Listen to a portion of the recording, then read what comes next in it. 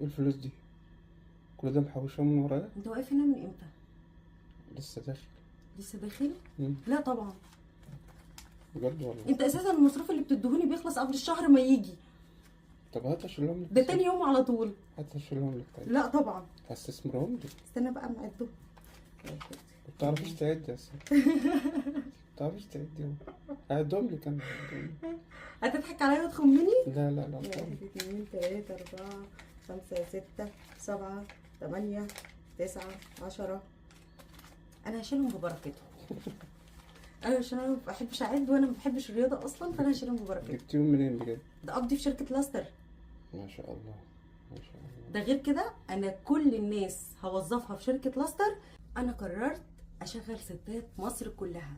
ايوه، ناس كتيره انا بدعمها فاتحه جروبات وما عندهاش شغل، فقررت شركه لاستر بما ان هي ماضيه معايا عقد وانا شغاله معاها وباخد راتب شهري، فقررت ان هي تعمل حمله دعم لتوظيف ستات كتيره منكم. لما حصل مشكله الايام اللي فاتت وقلت انا هدعم اصحاب الجروبات، الستات اللي بتجيب حاجات وتبيعها من خلال جروب او صفحه، فلقيت شركه لاستر بتكلمني: ساره لو سمحتي انت مش احسن مننا، لو سمحتي اعلني ان شركه لاستر عامله حمله دعم للستات اللي ما عندهاش بضاعه ولا عندها شغل، يعني ربنا هيكرمك كده وهتمسكي بضاعه، هيعلموكي ويدربوكي وتبقي موظفه زي كده في شركه لاستر، هتبقي موزعه عليهم. شركه لاستر مش في مصر بس يا جماعه، لا دي كمان موجوده في الامارات والسعوديه، ليها 3 فروع. بتخشي تكلميهم وتقولي لهم انا عايزه اشترك معاكم، واوريدي بتاخدوا الحاجه اللي هتشتغلوا بيها وتبداي تسوقي لنفسك. طب يا ساره احنا كده مش هنحتاج نعمل دعايه عشان نتعرف او نتشاف؟ انت اوريدي هتبقي شغاله مع شركه لاستر، هم هيعلموكي ازاي تسوقي وتوزعي، واوريدي انا شغاله معاهم دعايه واعلان، يعني انا بسوق وبعلن للشركه. فاوريدي انت لما هتاخدي المنتجات وتبقي موزعه وتشتغلي مع شركه لاستر هتلاقي اللي بيعمل لك الدعايه من غير ما تدفعي فلوس. طبعا مش انا بس، لا ده صحابي كلهم على الميديا شغالين في شركه لاستر وكمان بيعملوا اعلانات على منتجاتهم. طيب انا يا ساره مش بحب المنظفات.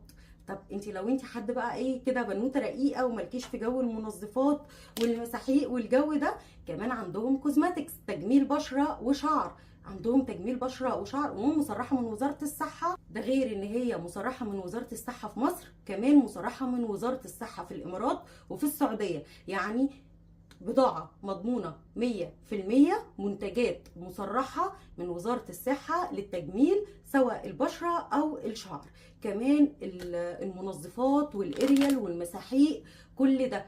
طيب احنا هنشترك في الشركة ازاي او هناخد بضاعة ازاي؟ كل اللي انت بتعمليه بتتواصلي مع الشركة، طبعا الشركه يعني امان الامان، انا ماضيه عقد معاهم وكنت منزله لكم العقد وانا ماضيه معاهم.